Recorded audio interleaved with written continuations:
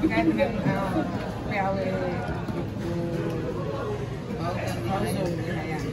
Iya, memang sampai saat ini kita sebenarnya tidak etis bicara soal pergantian tentang apa yang terjadi nanti, karena sesungguhnya kan penetapan calon legislatif terpilih baik provinsi maupun kabupaten itu setelah pleno itu tentu akan berlangsung sampai dengan masa jika ada anggota terpilih yang mengundurkan diri atau misalnya berhalangan tetap.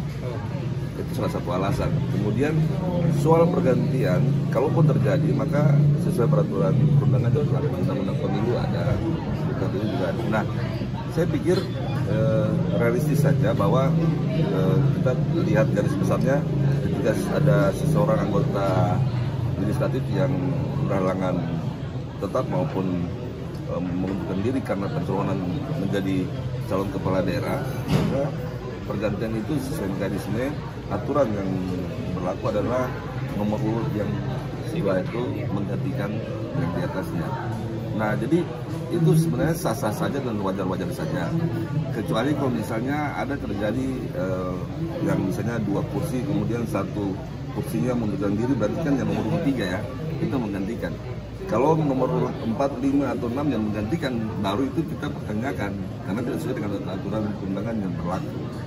Jadi sangat naif ketika kita mengatakan atau ada yang memberikan isu di media sosial tentang seorang calon yang maju menjadi kepala daerah ini menjual kursi kepada calon yang lainnya. 10 M ya katanya Pak.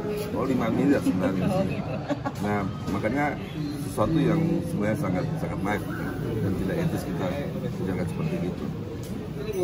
Pasti setiap anggota DPR itu punya pendapatan. Cuma pendapatan itu kita bisa hitung sih. Anggota DPR itu berapa sih gajinya, iya kan? Kali 12 bulan kali 5 tahun menjabat, apakah sampai 5 M? Atau apakah menjadi anggota DPR itu cuma karena mencari keuntungan pribadi finansial?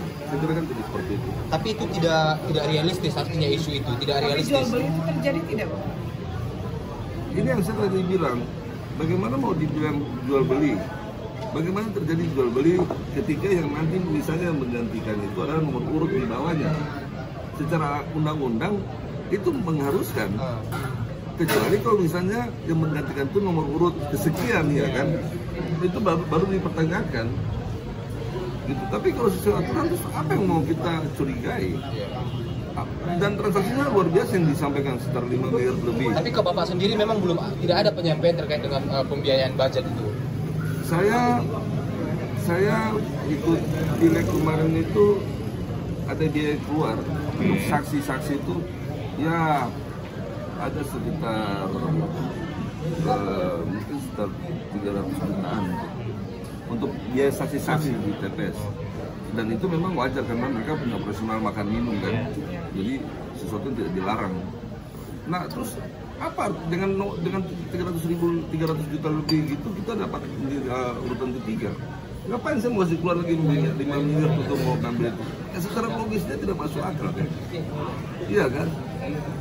Terus kalau saya beli 5 miliar itu gini, anggaplah kita orang rumah tangga atau kita pribadi. Kan kita membiayai sesuatu itu kan sesuai dengan pendapatan kita kan. Jadi kalau kita mau pakai 5 miliar ke sana, mending saya calon bupati sekalian. Ketimbang saya jadi legislatif cuma 5 miliar, iya kan? Jadi sesuatu bagi saya itu hal yang sangat tidak etis dan sebenarnya yang menyampaikan itu anggaplah dia tidak tahu tentang peraturan perundangan tentang pemilu. Sehingga dia bicara ngawur segala. Cuma karena itu akun palsu ya kita ngapain sih mau proses seperti itu. Tapi ke Bapak sendiri tidak ada komunikasi itu dari calon anggota yang bersangkutan. Saya mau buka komunikasi itu ngapain gitu.